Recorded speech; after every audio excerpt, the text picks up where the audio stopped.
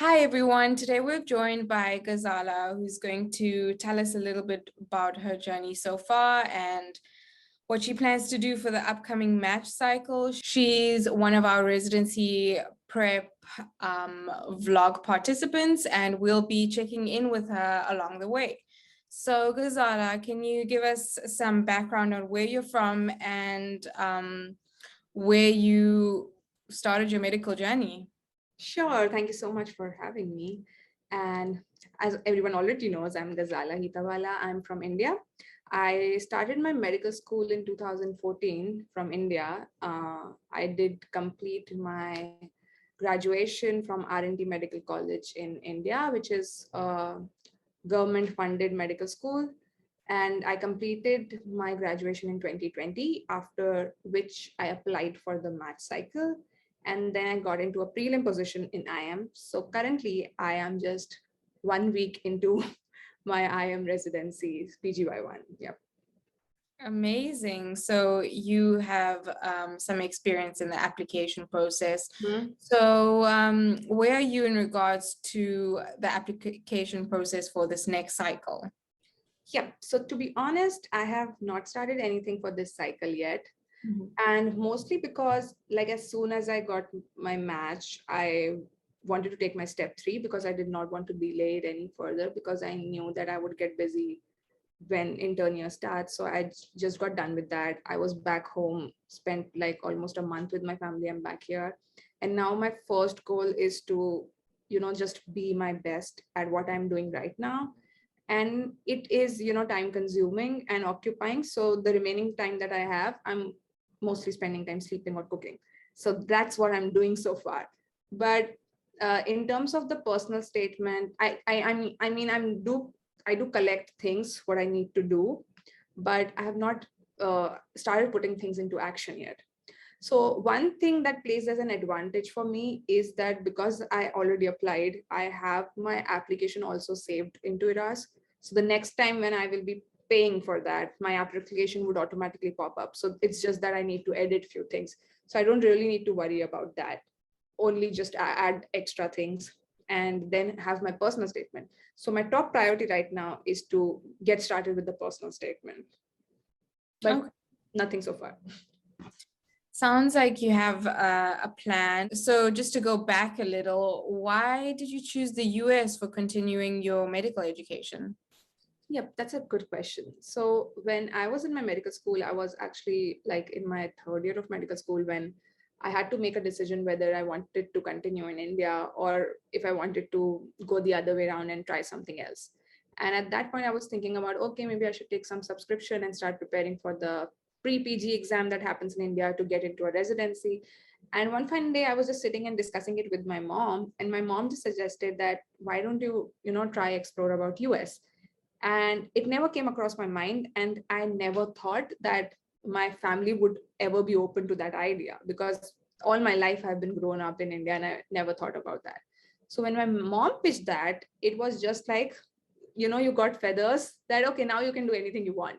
So then I started exploring about that, and I thought that I would get a more open environment to learn things and to practice quality patient care, which is what I was more focused towards. So I think that was something which was very attractive to me. And I did not actually consider any other country apart from US. That was the only thing that came to my mind, because one, that my mom suggested it, and second, that I knew that from my college there were people who were actually practicing in US. So I thought that this is a door that can open up for me eventually, and that is why I started working towards that direction. I know all our residency prep candidates have been actively helping IMGs, and all of you have great social media accounts. How did you start your social media account? I mean, we love your Instagram, it's great. How did that start, and what made you want to help people? That's a really question, like a question that is very close to my heart. It was actually in 2018 when I actually started writing blogs, and I was in medical school and I was just doing it, out of interest, that as a hobby. Then I appeared for my step 1 exam. And that was a big struggle for me to get through it. I mean, if I start explaining about it, we can go over 30 minutes, like how difficult it was for me to get through all of that and, sit for my exam, get my grades and all of that. So eventually, after step one, when I started preparing for step two CK, I realized that whatever mistakes that I did during my step one prep and whatever struggles that I had during my step one prep, that gave me a big learning lesson, which made everything very easy for me during my step two CK prep. And when I was preparing for my step two CK, I was doing the compulsory 1 year internship in India, which is like the clinical postings that you have to do before you can graduate. So it was an intense year for me. And even after that, I was able to, pull through step two CK. So that gave me the motivation that I have something with me through my experience that can actually help others. So I wanted to put it out, and I started it by putting out posts. So on my Instagram, initially I started putting out posts with mnemonics and how you remember this thing, that thing. But then I thought that this is not really going to hit the chord. So I really want to do something more than that. So then I came, like, I started putting my pictures out, putting my story out, that this is what I did, this is how things go. And it's going on so far, and it's going pretty well. So it is a part of my identity now, and I don't feel like quitting that anytime. Yeah, I mean, your content is very relatable, and I think people love seeing you and seeing what you're doing and how you're doing it, and just that you're so helpful to everyone.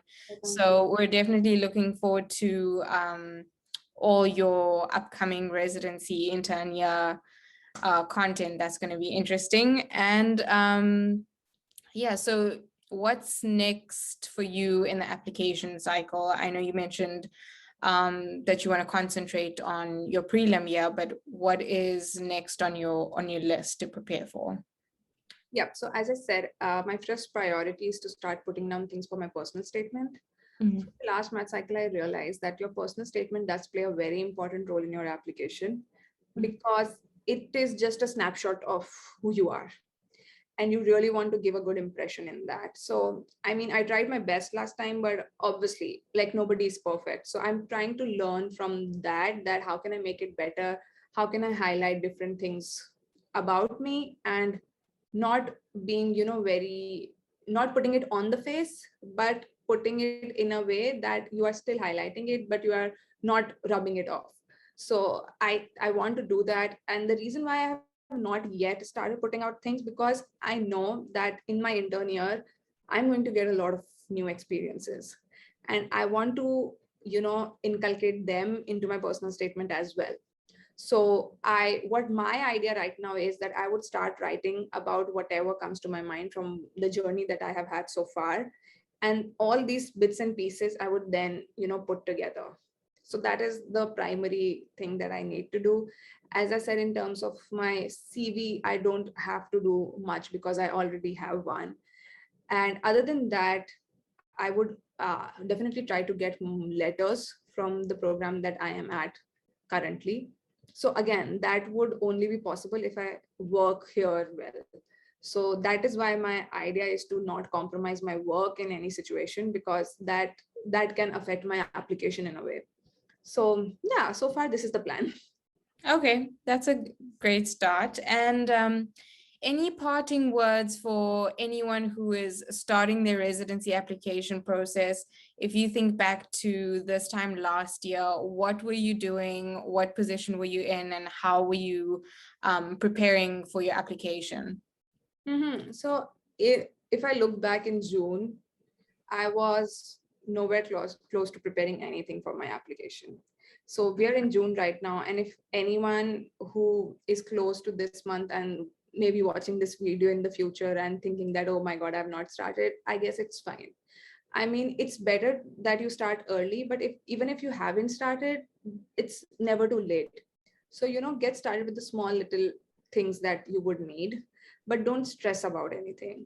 And the most important thing is, when you're applying, you need your medical school transcript, you need your MSPE, which are some things that might take time. So in this time, when you might be doing your rotations or might be working on one of your exams, and there will be a lot of things that are going on in your life. But all these things, especially the papers, the documents that you actually require, start working on that, start talking to your medical school about that, because if this get delays, then even if you have everything else ready, your application is not complete, and that can affect you. So your MSPs in your medical school's hand, your medical school transcripts in your medical school hand. So get those things running, and remaining, go step by step. Just take one thing at a time and go step by step. And even if you mess up, it cannot go that wrong. There is a fix to everything. So even if you mess up, you can fix it if you have the time. So start doing things so that you don't get panic at the last moment. And a lot of specialties now have supplemental applications, so don't ignore that as well, because it is, programs will eventually start considering that as well. So last year it was the first trial. Now this year they know how to go around the supplemental application. So take that seriously as well, and think what you want to highlight, because supplemental application is just a mini version of your CV. So this gives you a chance to actually highlight what you want to highlight. So if you have a long CV and there are 3 experiences that you really want to talk about, just put them in your supplemental application. Yep. That's great advice. Thank you so much. And I'm sure everyone's going to find that very helpful. So the next time we speak to you, we'll check in on how far you're with your personal statement and what you've been up to. So yeah, good luck with the beginning of intern year, and we'll see you again soon. Thank you so much. I look forward to it. This would actually become like the accountability session for me, that, okay, next time you need to have your personal statement ready, girl. Yeah, we look forward to it, and we'll definitely check up on you.